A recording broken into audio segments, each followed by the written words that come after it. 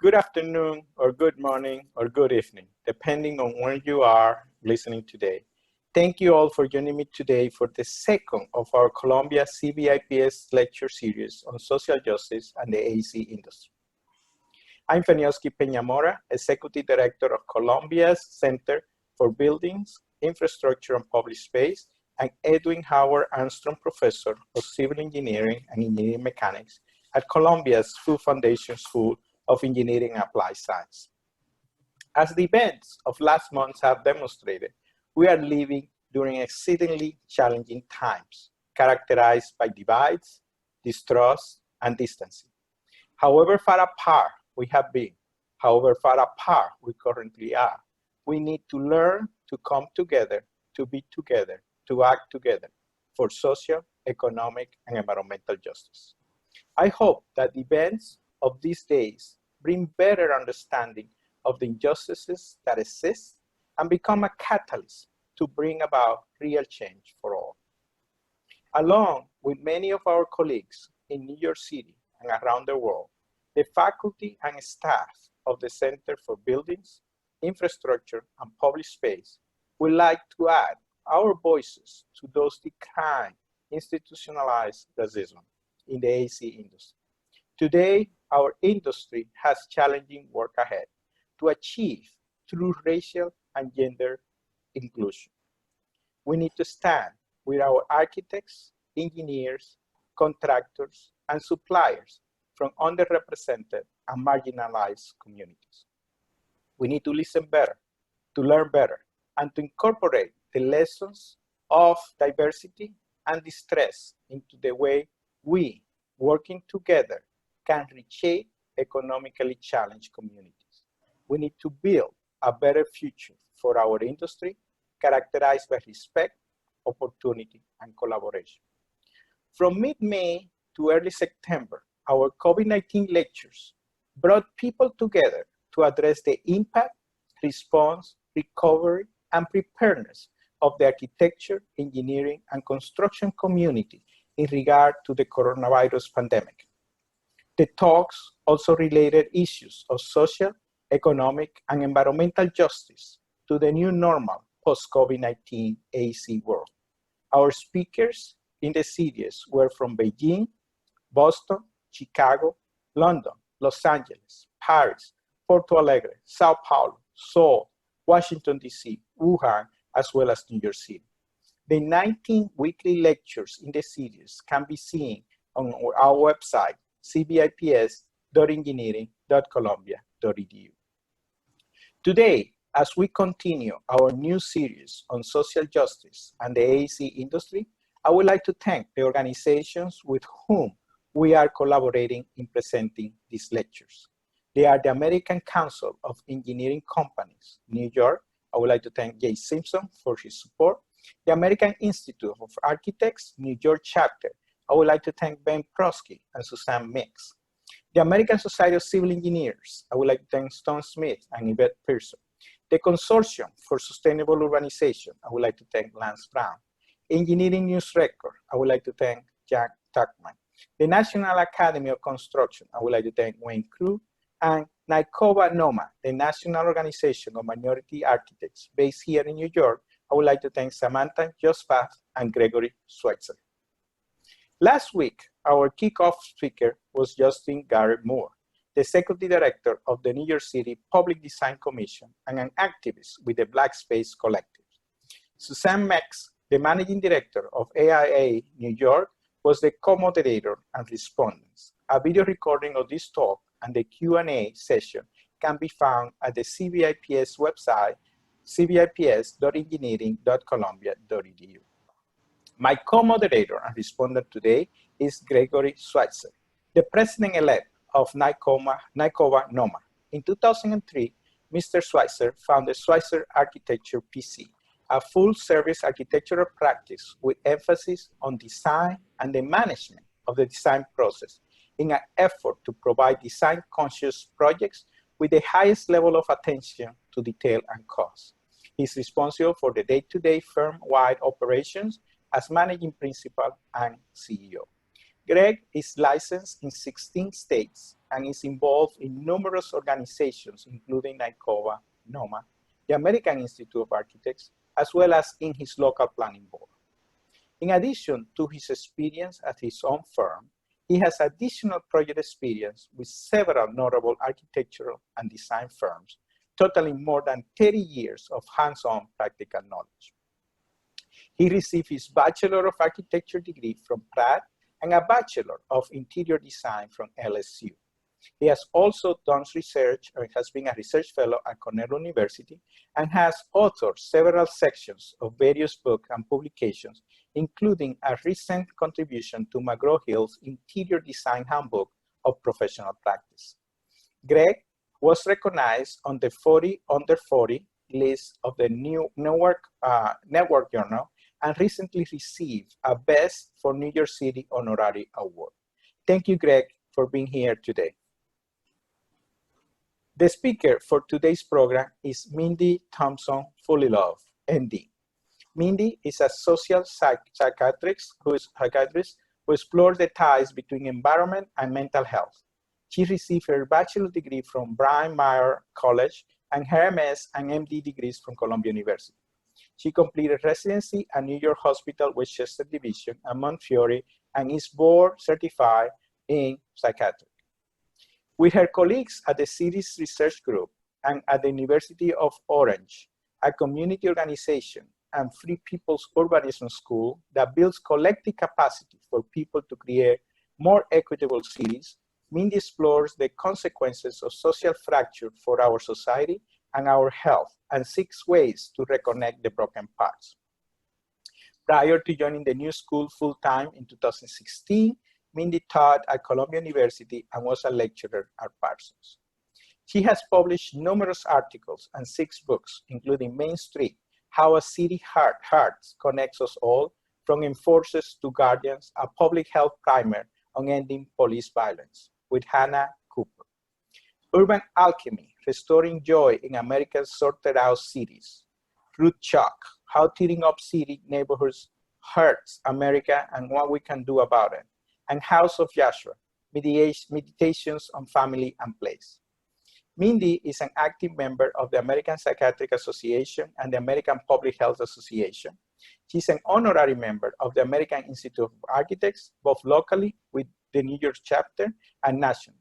Her research interests include the sources and consequences of inequality with a focus on the American city. She has received many awards, including being listed in Best Doctors and is recipient of 2 honorary doctors. Her most recent publication from New Village Press is called Main Street, How a City Heart Connects Us All. It is directly related to the subject matters of today's talk and is based on an 11-year student of Main Street in 178 cities and 14 countries. Mindy discovered the power of city centers to help us name and solve our problems. In an era of compounding crises, including racial injustice, climate change, and COVID-19, the ability to rely on the power of community is more important than ever. To learn more about our speaker and co-moderator, please visit the CBIPS website. Mindy, thank you so much for being here with us today. The screen is yours.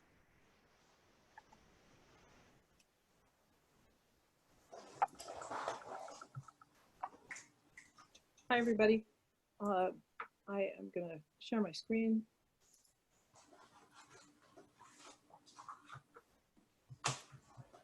And thank you so much for having me. It's a pleasure to be with you. I want to talk about, in specific about Main Street as a place to start. Obviously, as has already been said, we're in a moment of profound crisis. And so one of the questions is, where do we start? There's so many things going wrong. And I want to propose Main Streets. I'd like to emphasize at the outset that I'm a psychiatrist, and my field within psychiatry is social psychiatry, which studies how social systems affect mental health. And so in going to Main Streets, my question was, how do Main Streets affect mental health? And my theory was that I would visit 100 Main Streets and see what's going on, and then I would know. Anyway, it was my original theory that I would figure this out in about a year didn't work out that way. It took me 11 years of walking many main streets in 178 cities, 14 countries, as was mentioned, and walking with many people and thinking with them about how does this work. I want to start with this map of the area of around Newark, New Jersey. And in specific, I focus on Essex County, New Jersey in the course of my study. And what is so important about this map is that what we think of as main streets, as civic, commercial, social centers, is that they are also streets, and that the streets actually create this tangle that you see. And it took me a long time to really see that the tangle was really where the action was in terms of main streets. As a physician, of course, I think of this as a kind of neural net, a much more schematic version of what's going on. And if you think of the black dots and the gray dots as these actual main street centers, but all the lines that connect them as the streets, that Main Street is a street, it's a public thoroughfare, that this is really what we are talking about. And as this is a series of lectures on social justice, what becomes important is that on the one hand, these connections, and looking at this from sort of the human body, they're essential for everything. They're just essential for digestion, for respiration, for the heart, everything has to be connected in the neural net, and the whole net has to work. And we've all seen people with a stroke where part of it doesn't work. And so in a particular study of Essex County, focus on Essex County, New Jersey, that Jake Eisenberg and I carried out, we looked at one main street in each of the main cities in Essex County and made this diagram. So the tangle slips away, and what comes to the fore are the main street centers. What's important is that using a rating system that we developed, we found that only some of the main streets were actually what we would call high hospitality main streets, meaning people really wanted to go there. They really were welcoming to people. And this was we defined as a feature of the built environment. And so the high hospitality main streets had the highest sociability, the most people going there and having a good time. But the low hospitality main streets, you can see the light gray circles, really are very important in Essex County. So it's broken up. Imagine this as like a neural net where those nodes are very important for the transmission of information, but the nodes are not all in good shape. And this, we believe, has tremendous implications for the county's functioning, making it through several disasters that we've seen over this period of time that I've been looking at main streets. So what becomes so important is that this is about inequality, but it's inequality along several dimensions, not simply poverty. In fact, some of the best main streets in Essex County are in poor communities. It's also about, in a way, the poverty of the imagination of the built environment. So you can see Livingston to main streets at Mount Pleasant and at Northfield, neither is high hospitality, low hospitality. Livingston was built on the suburban model with malls, so didn't build a main street. So the whole western part of the county is built on a different approach. So we're looking at this kind of like, what's the imagination about the city? And then secondly, what's the caretaking of the city? So in much of Newark and East Orange, really there was disinvestment, massive disinvestment, and things fell apart. So we're looking at that sort of the inability to share resources. So the West is very wealthy, but didn't get built as cities. The East is, many parts of it are quite poor, but actually was built as cities. So in places where you have some combination of some resources and some strength of the built environment, you get very, very powerful main streets. This is inequality. And this inequality is fundamental to the functioning of the area because each of these streets and each of these nodes is part of this neural net. Just an example of on Springfield Avenue in Newark on the left, and then a bookstore on Bloomfield Avenue in Montclair. These are two of the great arteries going through the county. And you can just see the, the difference in investment and what's going on. So Montclair Book Center has, what you want to see on a main street. It doesn't matter what the content of the store is. You want to have a place people can go in and they say hi and connect with each other. And as they're walking by, it's enjoyable, it's amusing to walk by. The street that has fallen apart in Newark, New Jersey, has this incredible pentimento, layers of advertisements fading on the side of the building, giving you a glimpse of when it was a real place before it fell apart. But it's not able to serve the functions of welcoming people and inviting them in. As we go in to main streets, what we were thinking about and the model that we started to work from is box circle line. The idea being that in the center, in this main street amalgam, there is what we call the box of Main Street, which is the concentrated set of civic commercial buildings facing a main street. So that's what people think of when they think of Main Street. These, it turns out, are going to be really strongest if they're embedded in a functioning neighborhood.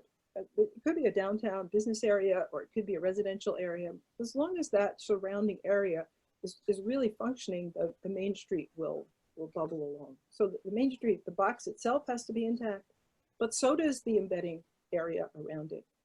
And then main streets are on a line. And this line being the street that connects it to the next street and the next street and the next street, and also the next main street and the next main street and the next main street, as you can see in the tangle. And that line has to go somewhere. So if the line is for some reason cut off, that's also going to cut off the way in which this box and circle function. So the thing is that people's mental health then depends on a very wide area of good urban imagination and good caretaking of the urban environment. It's not the block you live on, it's not the neighborhood you live in, but actually the region in which you're functioning. So when we go on main streets, and this is from Broadway in New York City, during the Occupy Wall Street period, when Occupy Wall Street was taking place on the lower end of Broadway, and people walked from Washington Heights in the upper end of Broadway, and the sign says, "Inequalities make us sick." So lots of things are happening on these main streets, and these things are also related to what's going on. And I'm going to show you a whole bunch of slides about things that are happening on main streets, but I'd like you to keep in the back of your mind that these are reverberating over the whole tangle. Nothing that's going on Main Street is simply going on Main Street. It's part of a neural net that's indeed, you might say, the first version of the World Wide Web. I had to put this in because I have to say that Benjamin Moore supports hardware stores on main streets, many parts of the United States. I have many photos of Benjamin Moore signs. I'm particularly fond of them. And so these are everywhere.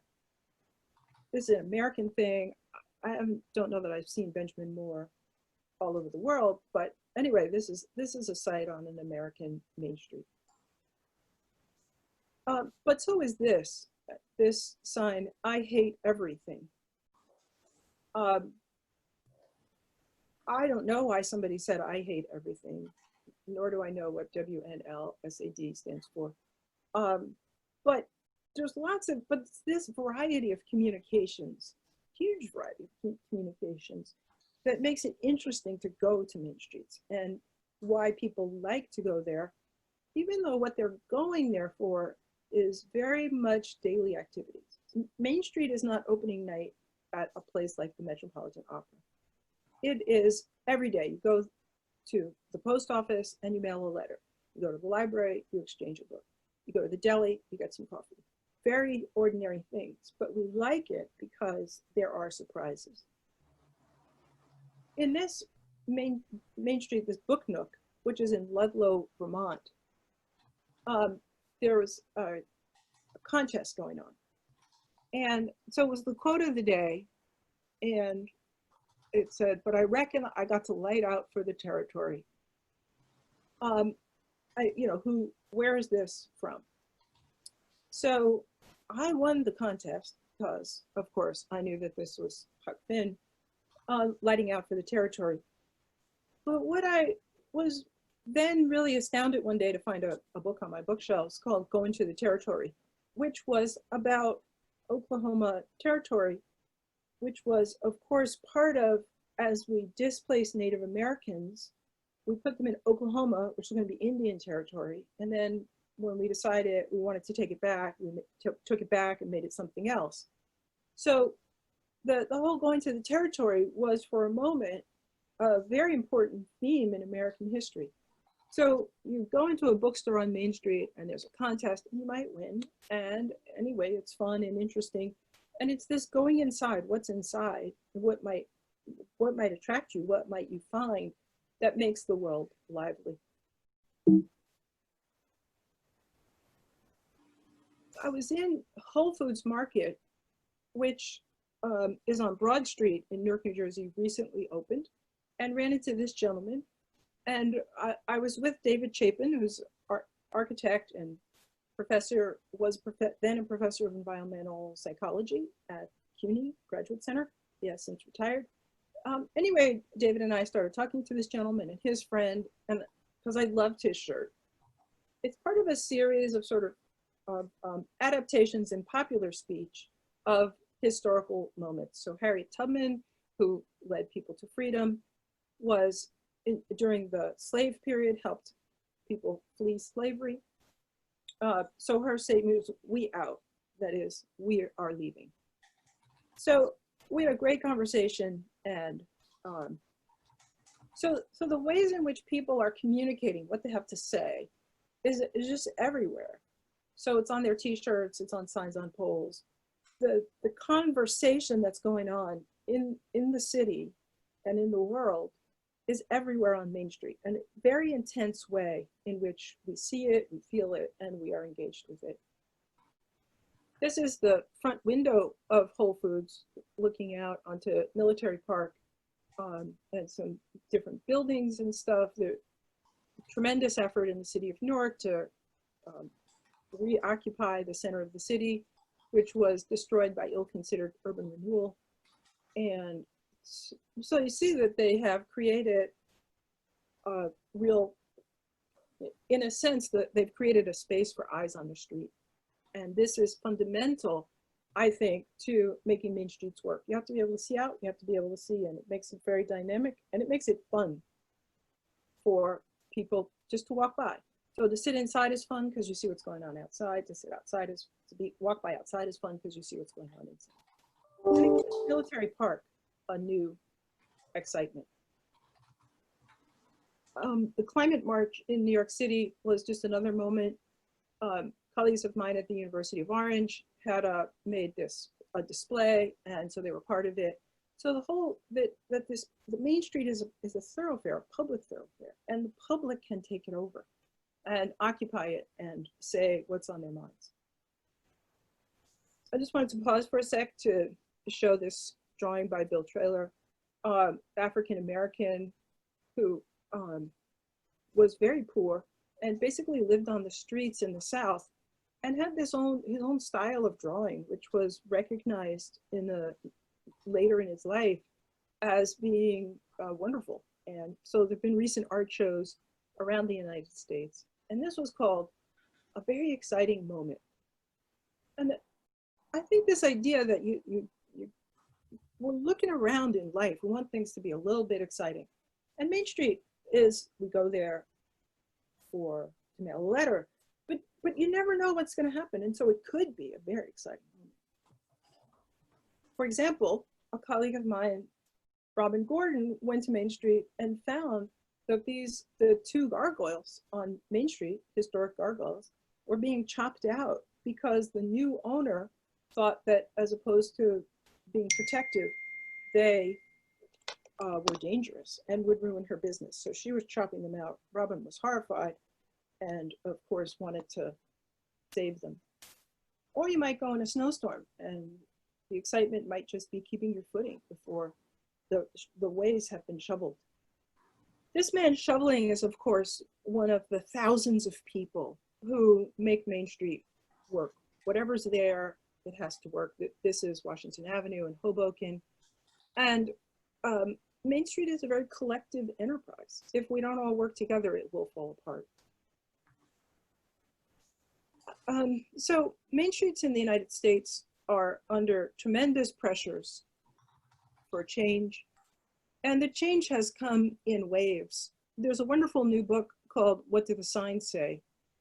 Or What the Signs Say, about the signage. So Aqua's Perfect Braids always had these things outside the braiding store. And this was a moment in the history of Jersey City when artists had moved into areas that had traditionally been Black and Puerto Rican and white ethnic industrial workers. And so they were moving in for cheap housing in an area that had suffered from disinvestment. This has all now, of course, changed. So this is the interregnum between being a working class neighborhood and going on to become gentrified. One of the things was, so you see, you go to 178 cities and walk main streets. In some of those cities, I walked more than one, and it went on for 11 years. So I went back a lot of times. What do you do with it? And so one of the things that was a great privilege in this whole process was calling on my colleagues. In this case, Bill Moorish, who's architecture professor at Parsons.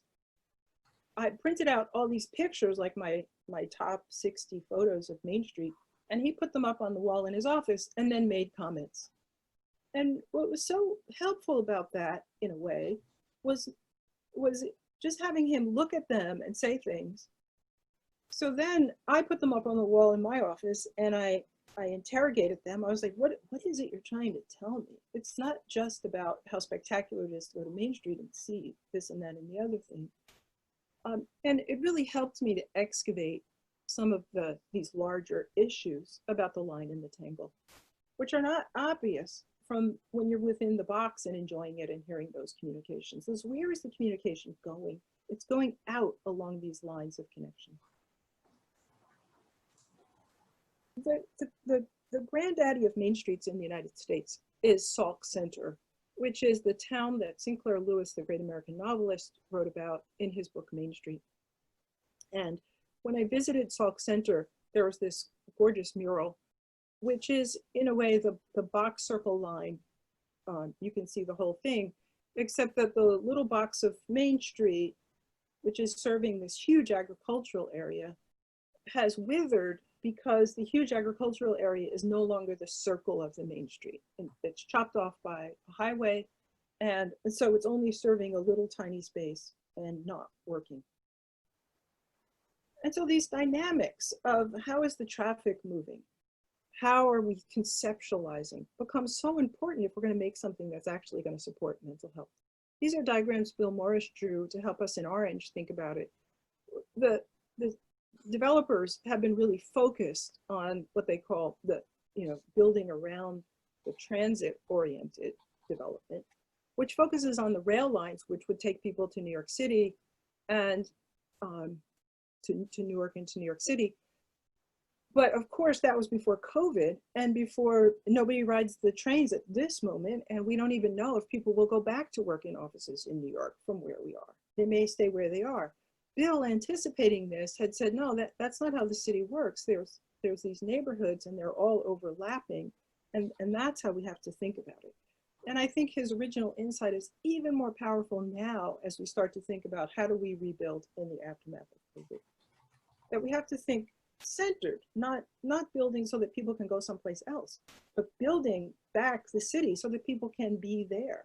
So how do we make it vibrant, lively, interesting? How do we facilitate these conversation about social justice, which is always going on Main Streets? So I've spent a lot of time in Paris studying with an architect there, Michel Cantel-Duprat, who's been my, for a psychiatrist to understand cities, not in my training. So sort of like, how do I start? And so he's been the person who's helped me get started.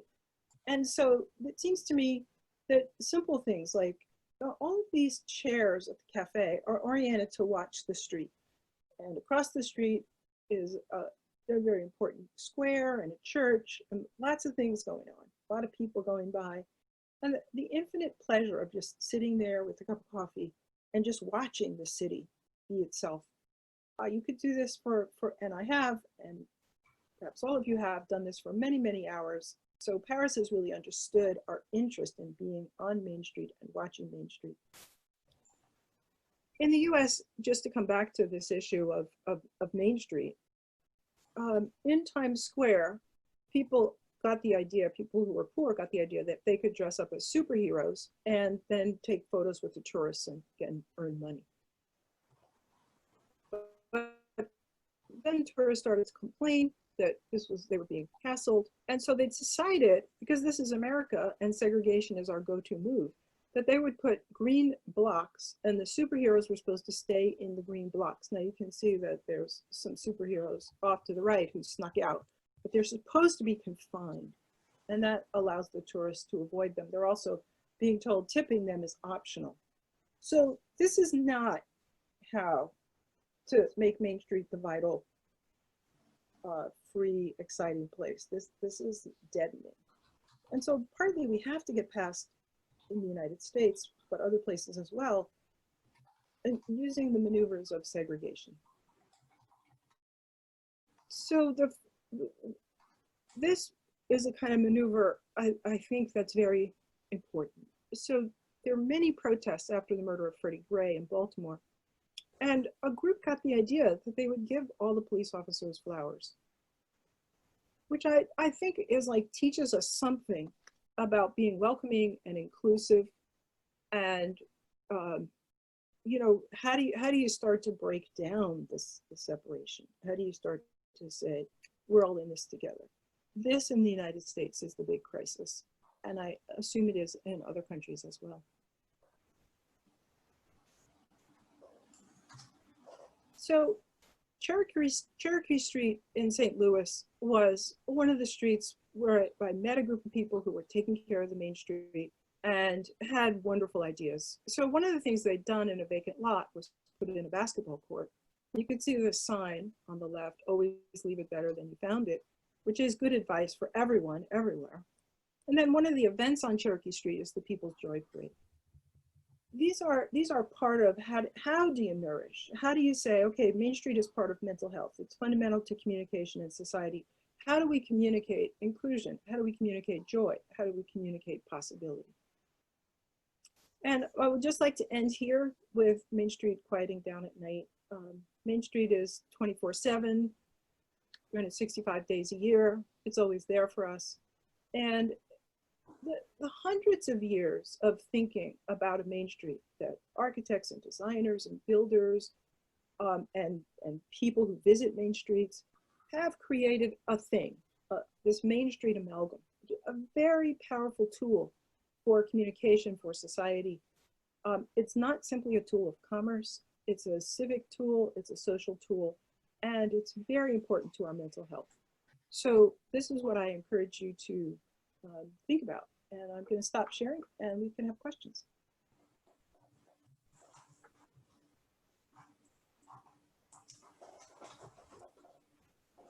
Thank you, Dr. Fullilove, for such an exciting and enlightening presentation. You know, symbolic of my respect and love of your work, I actually wore a jacket and a collared shirt for the first time in 6 months.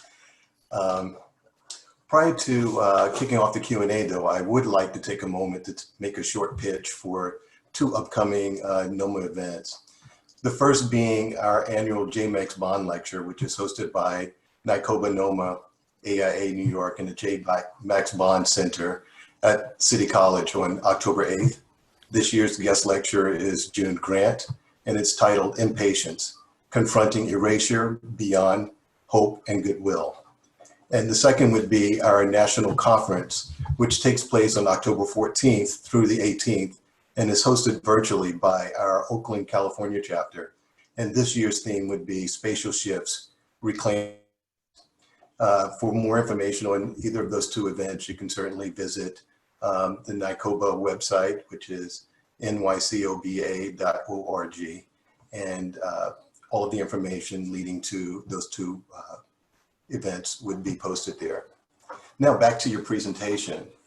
And the revitalization of Main Street seems to be a very important issue these days.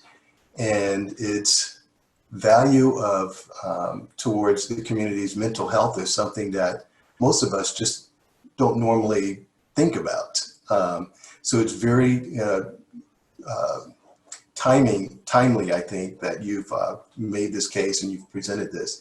Can you tell me how we as architects and designers can really get deeply involved in making this something that is just a part of our DNA? How do we get involved in dealing with these mental health issues and dealing with the revitalization of Main Street? How can we improve our work to do this good work? Yeah, that's a really good question. But it seems to me that part of what, I realized in a conversation about, creative placemaking, how could the arts help, that the art of Main Street goes back hundreds of years, real art, and that it's architects and designers who really have contributed a great deal to thinking about how do you put a set of buildings together to create this box, and the preciousness of the set, and the fact that so many of our main streets were built in the 1890s, 1920s, periods of economic boom, means that they are historic on many levels. So this is a great thing, and the market forces, for example, in Orange, New Jersey, that want to come in and make market rate apartments and push out the poor and change the nature of the Main Street, are gonna they really would like to wipe all that away in an old-fashioned urban renewal. So I think that architects and designers and historic preservationists could help us a lot by teaching us about how did this form evolve? Where does it come from? Why do we like it so much? We like it very much, and how do we preserve it? And how do we build it back? And I think this is also in this period in the United States, where we're going to go into a depression and many small businesses are going to close. How does Main Street tide over this next period? What do we do with the space so that we protect it and strengthen it as we come back? And I think that involves teaching people it's not just commerce, and it's not just about any one thing. It's an amalgam. What is an amalgam? So that's what I would say to you, is that I think you guys designed it, so come teach us about it. Thank you. Thank you. I just want to thank both, again, Dr. Fullilove and Greg for participating today. Thank you for such a illuminating presentation, looking at cities and Main Street from a perspective of what is it for the people that live there, and what it means to them, and what they mean to the existence of the city. And we have a couple of questions, and one of them is from Lance Brown, the president of the Consortium for Sustainable Urbanization, who is asking a question of how, from your perspective, how is Main Street enriched or complicated by the multiple cultures that might occupy any given context? Can you say that again? That was... Okay. The question is, how is Main Street enriched or complicated by the multiple cultures that might occupy any given context? Like when you have the plurality of the different cultures, and how do Main Street get enriched, or how does it make the situation more complicated in terms of defining what Main Street looks like? Yeah, you see a lot of that on Main Street. So in Englewood, New Jersey, for example, it was literally white on one side of the tracks and non-white on the other side of the tracks. And the my granddaughter actually did a study of the highest and lowest priced items for sale in the stores on each side of the tracks. And on the wealthy side of the tracks, the highest item for sale was a watch that cost like $200,000. On the other side of the tracks, the highest priced item was a $300, something for $300. So the segregation on main streets and there's sort of the other side of the tracks phenomenon in the American city is very structuring and very fundamental. But cities have evolved, and as populations change, then who's mixing on Main Street and what they're mixing doing changes. So in Orange, New Jersey, which was segregated in that way when I was growing up there, it's now a mix of people, but typically poor. And part of the effort of the city is get rid of them, get rid of the poor, and bring in middle class. So knock down the historic buildings or keep their facades and put up, massive 5 to 10 story market rate apartments. Now, what that does, as we know, is create a clash which is a class. It's a class clash on Main Street, and it will continue to as this violence to eject the poor gets played on, which has been a horrific policy. And I actually wrote a book about that, Root Shock, about urban renewal and how it was destroying the American city. So that's been horrific. On the other hand, if you're not trying to be violent and segregate people or kick them out, then actually it's extraordinary. So on Saturday, there were many events around Orange to get people to fill out the census. And I was involved in one, and some young Black women came by who were dancers. And so they started dancing at the event I was at, but it turns out that next door is a Guatemalan community, and they too were having a dance, but it was sort of Guatemalan folklore. So we had something that my granddaughter told me is called, it's like Jersey, I forget the last name. Anyway, it has evolved out of Jersey Club. I think it's called Jersey Club. So on one side we had Jersey Club, on the other side of a fence we had Guatemalan folklore. And everybody had such a good time seeing the two things together, both in Orange, New Jersey, a small city. So the thing, it was like mind expanding moment. Like, oh, the world is so much more interesting even than I knew. So you can have these great Main Street moments, just fantastic Main Street moments when the cultures cross. So it's always both though, because there's a lot of hatred. And I speak about this more in the United States. I just don't know other societies well enough to speak about this. But there's a lot of hatred in our country and a lot of violence towards people we don't like, but also the opportunity for amazing things. So how do we stop being so violent and start having more fun? I think, and thanks for the question, Lance. Panelist Heather O'Neill asked the question. Please identify what is meant by poverty in neighborhoods. Indicates poverty of imagination. Is it related to education, K through 12 in schools of architecture, or is it about creativity and placemaking? Well, placemaking tends to be, I'm just going to say this very generically. As a psychiatrist, placemaking has a real downside of somebody decides a place needs to be made, and they don't often ask the people who were there. It's the Christopher Columbus thing, right? They discovered wherever they discovered, and they said, oh, let's do placemaking.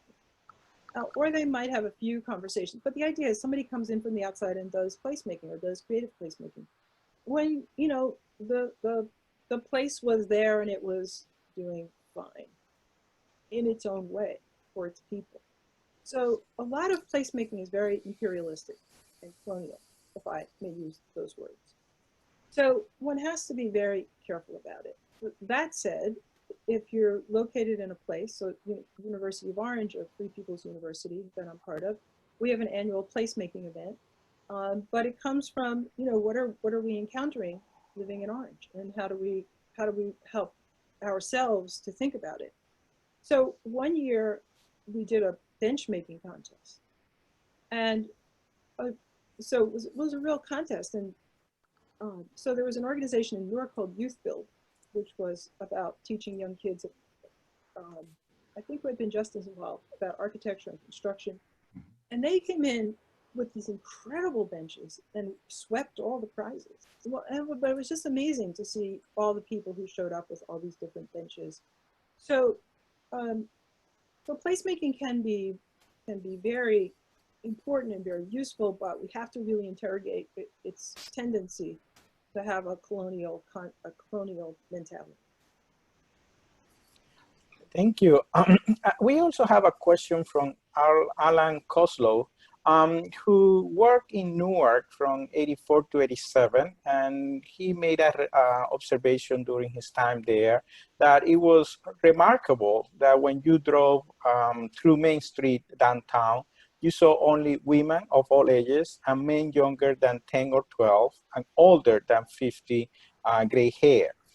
You never saw any men between teens and they're getting the gray hair. So there was also the remarkable phenomenon of the Ironbound district that had its own Main Street. He's asking, what are your thoughts of that phenomenon? How's that changed nowadays in terms of the Main Street and your observation in terms of the demographics, the divide, and those different contexts historical? Yeah, well, Newark, New Jersey was a thriving industrial city, and the intersection of Broad and Market was, I think, the busiest, but certainly one of the busiest, but I think it was the busiest intersection in the United States at a certain point.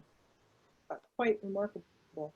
And then Newark was reacting to an influx of African Americans in the Second Great Migration, 1940 to 1970, and deindustrialization. So people were coming in for jobs, so that the jobs were disappearing. And the powers that be didn't want the Black people there, and you know, sort of white flight was taking place, so they wanted to do urban renewal. They did a massive amount of urban renewal, very ill-considered, basically tore out the whole center of the city. And it was just, it to this day is bleak and empty. And none of the urbanism that's going on now on Broad Street is really capable of rethinking how are they going to take that hole in the middle of the city and make it vibrant again. Not that they couldn't, but they haven't so far. And most of what they're putting in is very car oriented. So it breaks the whole, there's no box, hardly any box anywhere, except in the Ironbound, which is fantastic. So then the urban renewal is, then there's huge riots, which are partly in response to the urban renewal. And so there's deindustrialization, urban renewal, and riots, and just widespread poverty.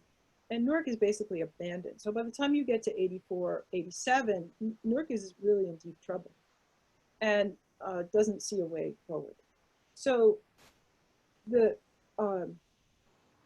you know, when it was busy and Broad and Market was such an incredible intersection, you know, there were downtown office buildings, there were factories, there were people going to and fro, there was shopping in downtown Newark. And all of that has become very, very weak. So, so I would assume that that accounts for what was seen. But Ironbound is a different story because it's, you know, it had that, the Ironbound was the circle for its Main Street. And it didn't get wiped out by urban renewal, luckily, and had an immigrant community, both Portuguese and Brazilian, that moved in and that just owned it and took care of it. So managed to escape some of the worst horrors that were visited on the Central Ward and other parts of Newark. So it's a complicated story, but a lot of violence. So it is involved in why whatever you saw is what you saw. Panelist Gisela Levy asked if you would speak a little more about the lines connecting Main Street.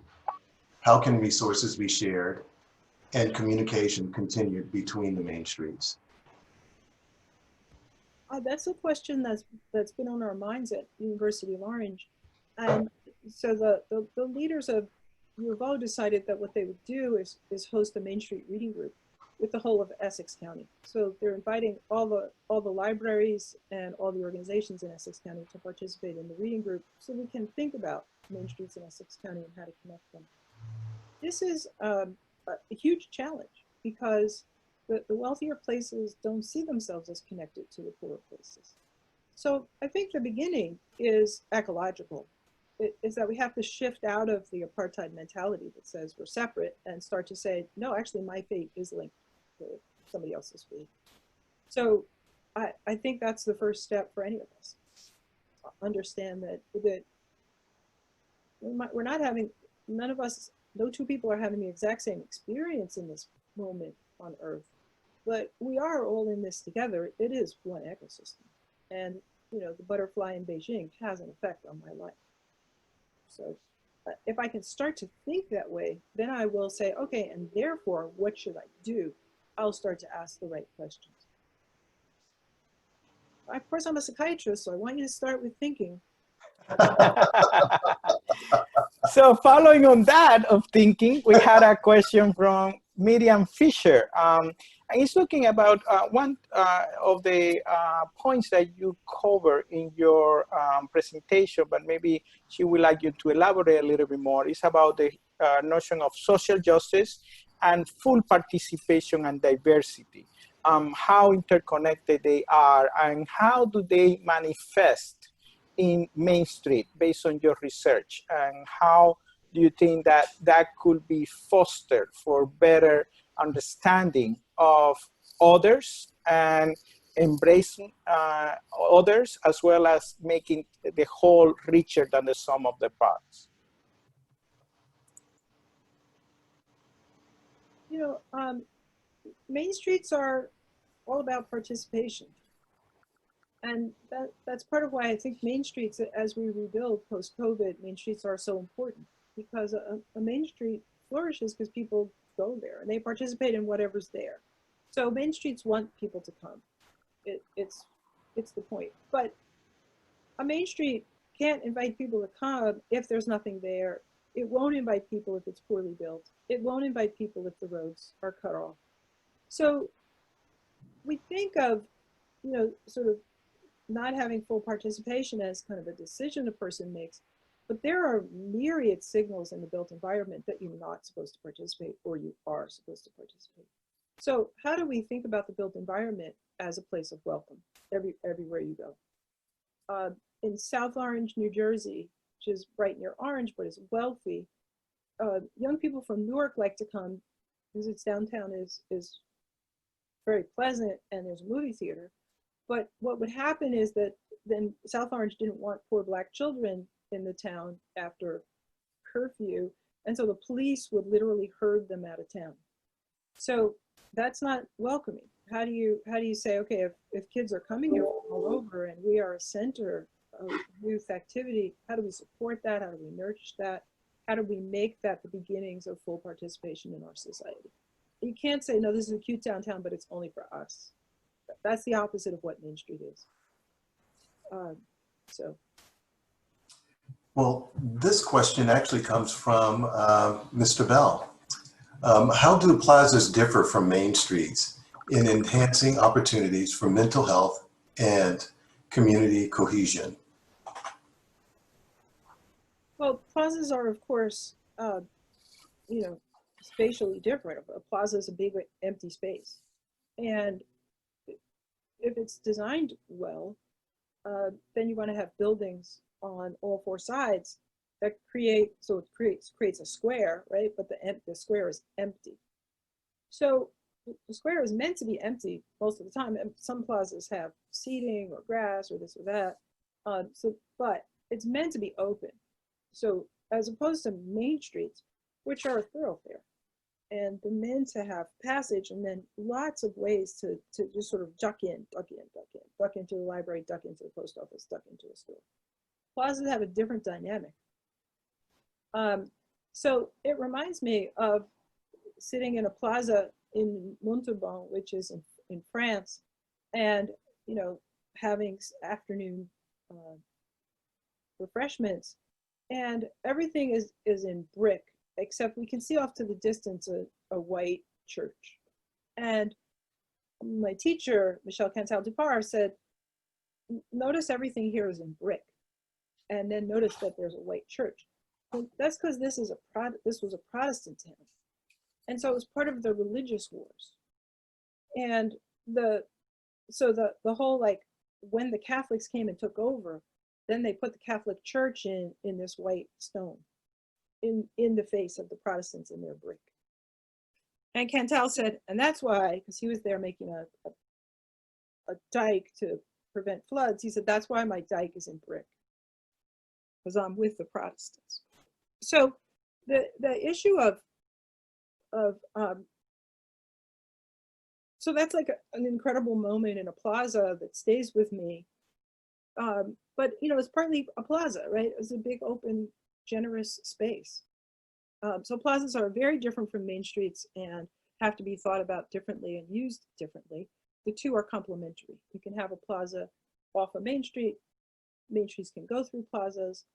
And I tell a story in my book about the Salt Lake City, where the Church of Latter-day Saints had buildings on two sides of main streets, and they were going back and forth all the time, and they got tired of waiting for the light. So they bought the block and installed a park and broke up the continuity of Main Street. So making a park in the middle of Main Street, I think that was not a plaza that complements Main Street. That was a plaza that ruptured Main Street and then led to contention. So that's what I have to say about that. Well, thank you. Thanks both of you, Mindy, Dr. Fullilove, and Greg, for participating today, for exciting conversation and for engaging information sharing. So thanks so much for being here today. Also, we'd like to thank the collaborating organizations, ACC New York, AIA New York, ASCE, CSU, ENR, NIC, and NICOVA NOMA. I also would like to thank the past speakers and co-moderators from both series, some of whom are here today.